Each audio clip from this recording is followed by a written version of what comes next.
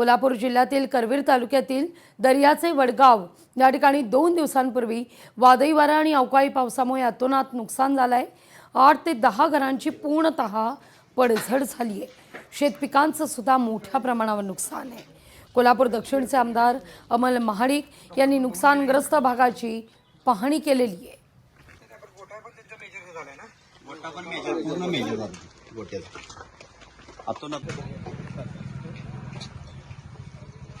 नक्कीच घडलेली घटना ही अत्यंत दुर्दैवी आहे।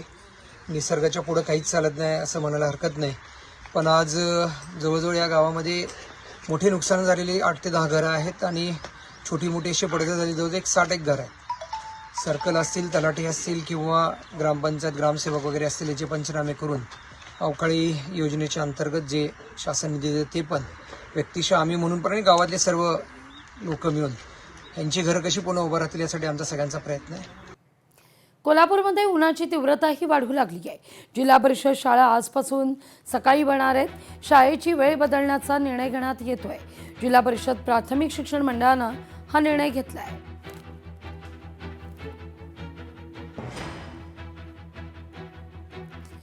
शालार्थ आयडी घोटाळा प्रकरण आणि या प्रकरणी नाशिक जिल्ह्यातील 35 प्रकरणं उघडकीस आली आहे। पहिल्याच आरोपपत्रात 893 शिक्षक कर्मचाऱ्यांची यादी समोर येते।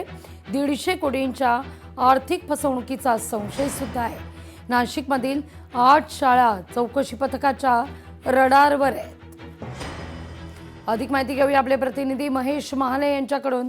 महेश, पहिल्याच आरोपपत्रात 893 शिक्षक कर्मचारी, पण दुर्दैवानं नाशिकमधल्या 8 शाळा रडारवर।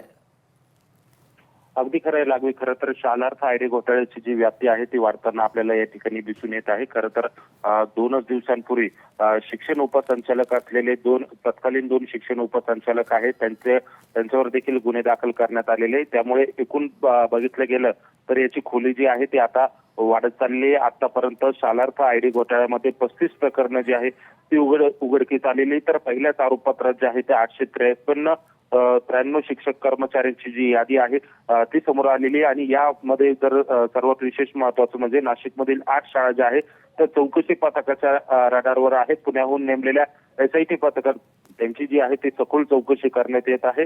आणि यामध्ये अनेक ज्या नियुक्त्या आहेत शिक्षक आणि शिक्षक कर्मचाऱ्यांच्या त्या नियुक्त्या देखील बेकायदेशीर पद्धतीने करण्यात आलेल्या आहे। जवळपास 150 कोटींचा हा शासनाला फसवणूक केल्याचा हा सगळा प्रकार आहे। आणि या प्रकरणी आता आर्थिक गुन्हे शाखा जी आहे ती तपास वेगानं करत आहे। आणि एकूणच जर बघितलं तर आतापर्यंत 1531 बोगस शिक्षक कर्मचारी भरतीचा देखील यामध्ये व्यक्त करण्यात आलेल्या आहेत। SITच्या पथकात नेमके आता कोण अशी नावे समोर येतात आणि कोणते नियमबाह्य पद्धतीने आलेले शिक्षक आहेत त्यांच्यावर कारवाई केली जाते हे पाहणं देखील तितकंच महत्त्वाचं ठरणार आहे। निश्चित। महेश, धन्यवाद तुम्ही दिलेल्या सविस्तर माहिती करता। लोकशाही मराठी ऐका, पहा, जागरूक रहा।